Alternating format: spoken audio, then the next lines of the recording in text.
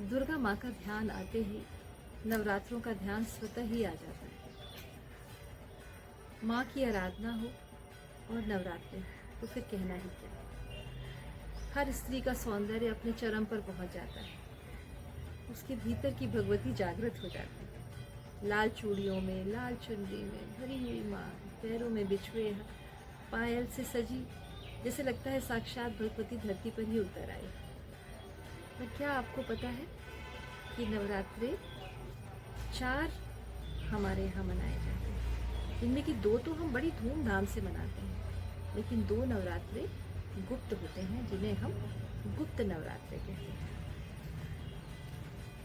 साल में 4 नवरात्र माघ, चैत्र, आषाढ़ और अश्विन में आते हैं। इनमें माघ और आषाढ़ में आने वाले नवरात्र को गुप्त नवरात्र कहा जाता है। ये 10 रुद्रावतारों की शक्तियां हैं। माँ काली रुद्रावतार महाकालेश्वर की शक्ति है। इनकी साधना से विरोधियों पर विजय प्राप्त होती है। माँ तारा तारकेश्वर रुद्र की शक्ति है। माँ तारा की सबसे पहले उपासना महर्षि वशिष्ठ ने की थी। इन्हें तांत्रिकों की देवी माना गया है। इनकी उपासना से आर्थिक उन्नति और मोक्ष की प्राप्ति होती है। माँ त्रिपुर सुंदरी षोडेश्वर रुद्रावतार की शक्ति को ललिता या राज राजेश्वरी भी कहा जाता है। इनकी पूजा से धन, ऐश्वर्य, भोग और मोक्ष की प्राप्ति होती है। माँ भुवनेश्वरी, ये भुवनेश्वर रुद्र की शक्ति है।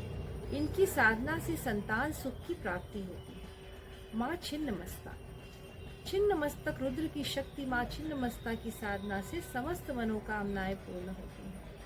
माँ त्रिपुर भैरवी रुद्र भैरव नाथ की शक्ति है। इनकी साधना से जीवन बंधनों से मुक्त हो जाता है। माँ धूमावती धूमेश्वर रुद्र की शक्ति है। इनकी पूजा से आपको शक्ति और भक्ति दोनों ही प्राप्त होती है। माँ बगलामुखी बगलेश्वर रुद्र की शक्ति है। माँ बगलामुखी की साधना से मनुष्यों को भय से मुक्ति व सिद्धि की प्राप्ति होती है। माँ मातंगी मंतगेश्वर रुद्र की शक्ति है। इनकी उपासना से गृहस्थ जीवन में खुशहाली आती है। माँ कमला कमलेश्वर रुद्र की शक्ति है। इनकी शक्ति से मनुष्य को धन धान्य की प्राप्ति होती है। गुप्त नवरात्र की महिमा को आम लोगों तक ऋषि श्रृंगी ने पहुंचाया था।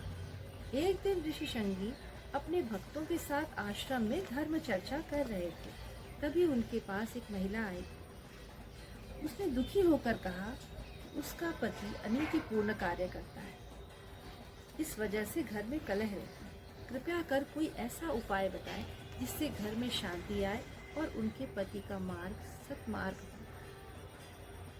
उन्होंने कहा कि यदि वो 10 महाविद्याओं की उपासना करें तो उनके जीवन में अवश्य शांति आएगी और उनका गृहस्थ जीवन भी अच्छा हो जाएगा। तभी से गृहस्थ जीवन में लोगों ने गुप्त नवरात्रि का व्रत और उपवास तथा माँ का पूजन प्रारंभ किया। आप सभी को गुप्त नवरात्रि की बहुत सारी बधाई। 30 जनवरी से प्रारंभ होने वाले ये गुप्त नवरात्रि 7 फरवरी को समाप्त होंगे। आप सभी इन गुप्त नवरात्रों में माँ की विशेष कृपा प्राप्त करें।